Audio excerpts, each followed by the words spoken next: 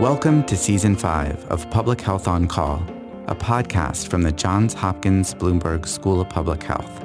I'm Joshua Sharfstein, Vice Dean for Public Health Practice and Community Engagement and a former health commissioner here in Baltimore, Maryland. Our goal with this podcast is to bring scientific evidence and experience to shed light on critical health issues. If you have questions or ideas for us, please send an email to publichealthquestion@jhu.edu. That's publichealthquestion@jhu.edu for future podcast episodes. Hi, I'm Lindsay Smith-Rogers, producer of Public Health on Call. Today, infectious disease and critical care physician Dr. Amesh Adalja from the Center for Health Security returns to the podcast to talk with me and answer your COVID-19 questions that were sent to us at publichealthquestion@jhu.edu. Let's listen. Dr. Adalja, thank you so much for coming back to Public Health on Call. It's been a while since we've had you on. How are you doing? I'm good. Thanks for having me. Sure. So we're going to go through a bunch of questions today. The first one is, during Omicron, there were a lot of people with mild or asymptomatic infections that were picked up by routine surveillance in hospitals. How did that affect hospitalization numbers? So if you remember during the Omicron surge, we basically had the highest number of people in the hospital. But if you were working in the hospital like I was, it was very different than earlier times during the pandemic. And that's because Omicron tended to be milder and a lot of people got asymptomatic infections and were admitted to the hospital for other reasons. Maybe they had an orthopedic injury, or maybe they were there for psychiatric reasons, or whatever it might have been. And a lot of hospitals were routinely testing every admission for COVID-19. So we had a lot of what are called incidental infections that made the numbers really high, but they weren't people that were sick with COVID. And what we tried to do then is think about adjusting those numbers, looking to see who was getting dexamethasone, for example, because that's a marker of somebody who's actually in the hospital being treated for COVID-19 versus someone who wasn't there for COVID-19 reasons. And this was really unique to the Omicron part of this pandemic.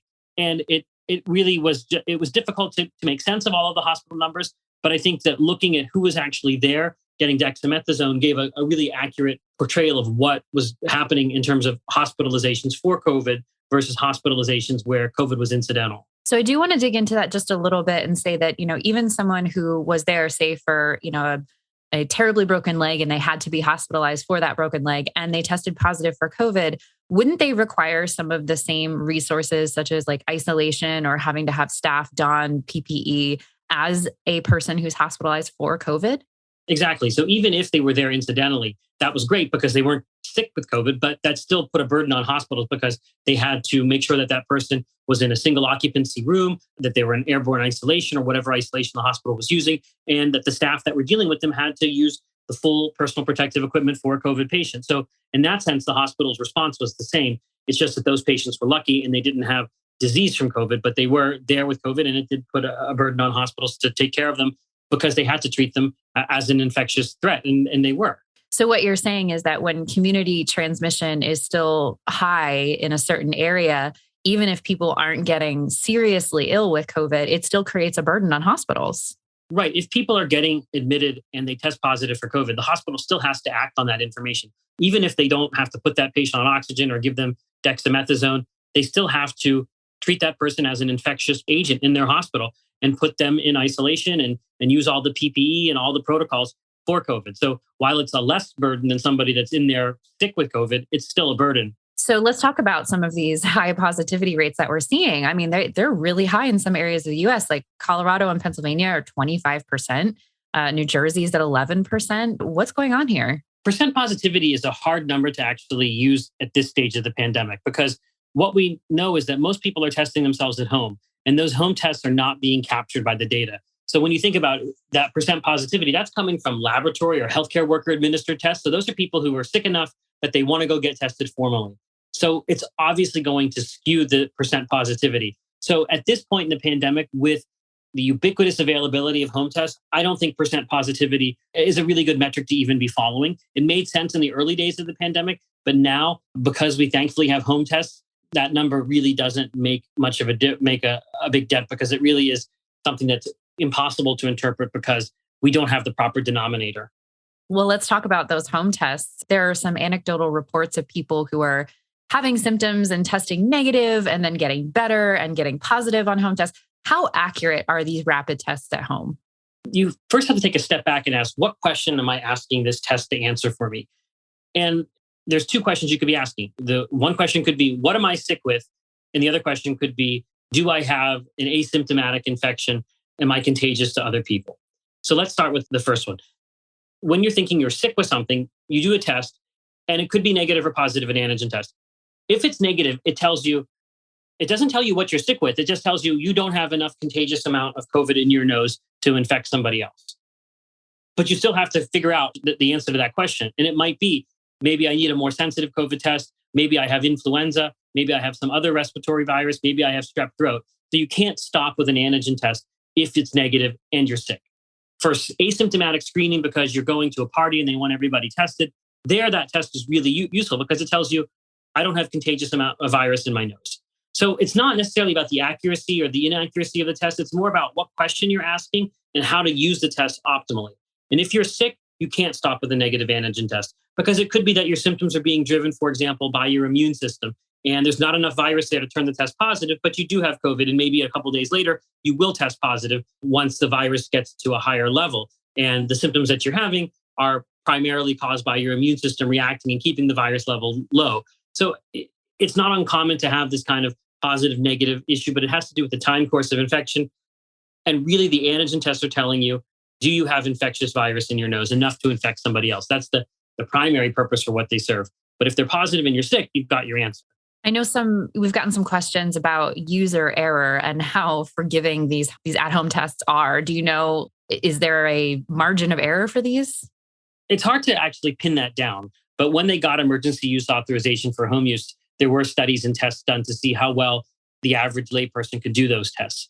And I would say user error is probably going to be more likely to result in a negative test. That maybe you didn't take a deep enough swab, maybe you didn't do the procedure right. So if you've got a positive test, I think you can probably rely on that. If you have a negative test and you're not sure you followed the directions appropriately, maybe do another one just to make sure. They come in packs of 2, so you can do another one. But user error is always something, but it hasn't been a major problem, except for people who, obviously don't take a big enough swab or do a very shallow swab. That's not appropriate. But I think if you follow the direction, it's pretty foolproof. But again, if you're unsure, if you think you might have missed a step or screwed something up, I would just do another test. Here's another random question for you. Is hair loss a symptom of COVID or of long COVID? Hair loss has been reported in COVID patients. There is a condition when your body's under physiological stress that disrupts your hair growth. And that's been seen from the very beginning of this pandemic. So hair loss can be a symptom of COVID-19, particularly among more severe cases. Another question for you. Can individuals, whether they're vaccinated or unvaccinated, be carriers of COVID-19, meaning they have the virus in their nose and they can spread it to other people, but they themselves do not get infected? COVID is not like a piece of Velcro or a tick that's on your body that you can transmit to somebody else, but not be infected by it. So when we talk about carriers of COVID, what we're talking about are asymptomatic carriers. So there is a productive infection going on with COVID-19 in your cells, and it's creating infectious virus.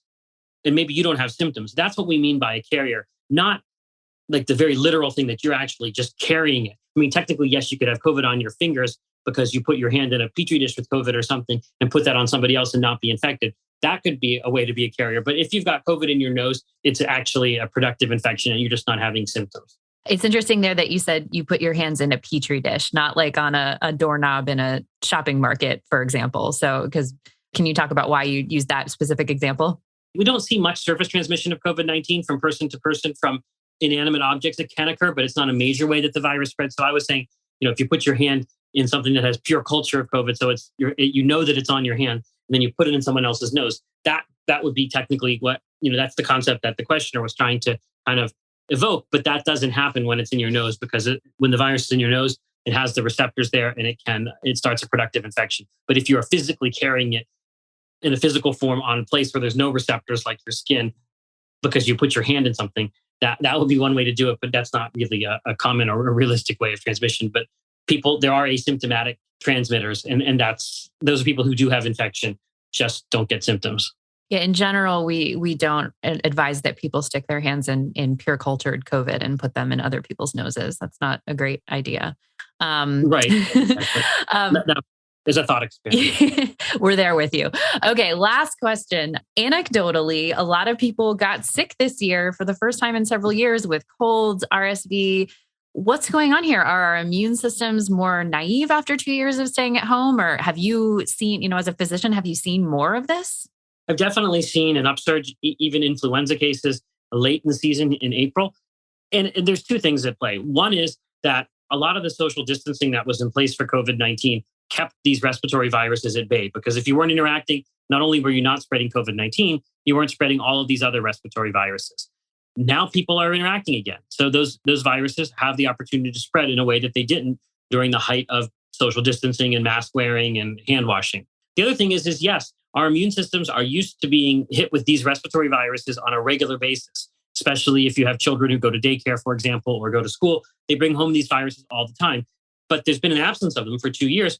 So yes, sometimes these are a little bit more severe because our immune systems are a little more naive than they were prior to the pandemic, because they just haven't seen these things for some time. So it takes them some time to get back, to rev back up, to be ready to fight these things off. So yes, we are seeing these viruses because of the lack of social distancing going on right now, and because people's immune systems have really been, they've kind of been lazy when it comes to these viruses. They haven't had opportunity to fight them for some time, so they're a little bit slow.